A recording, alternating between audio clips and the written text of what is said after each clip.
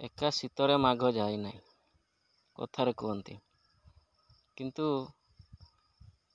ଆଜିକାଲି ମଣିଷ ସମସ୍ତେ ସମାନ ନୁହନ୍ତି। ସେମାନେ ଭାବନ୍ତି ଗୋଟିଏ ଶୀତରେ ହିଁ ମାଘ ପଳେଇଯାଏ ଆଉ ଫେରେ ନାହିଁ। କିନ୍ତୁ ଦେଖନ୍ତୁ, ଯେହେତୁ ଜଣେ ମଣିଷ ଆଗକୁ ଯିବା ପାଇଁ ଚେଷ୍ଟା କରେ, ତାକୁ ସବୁବେଳେ ଓହ୍ଲେଇ ଦେବା ପାଇଁ ଚେଷ୍ଟା କରନ୍ତି। କାହିଁକି? କାରଣ ସେ ଡେଭଲପ୍ କଲେ ସେ ତାଙ୍କୁ ଚିହ୍ନି ପାରେନି। ଏହା ତାଙ୍କର ସବୁବେଳେ ଭୟ, ଡର ଏମିତି ସବୁ ଥାଏ। ଆଉ କାହାକୁ କେତେବେଳେ ପର ବୋଲି ଭାବିବା ଉଚିତ ନାହିଁ। ସବୁବେଳେ ସଦ୍ଭାବନାର ମନ ନେଇ ଚଳିବା ଉଚିତ। ଯାଉ ମୁଁ ଆଜି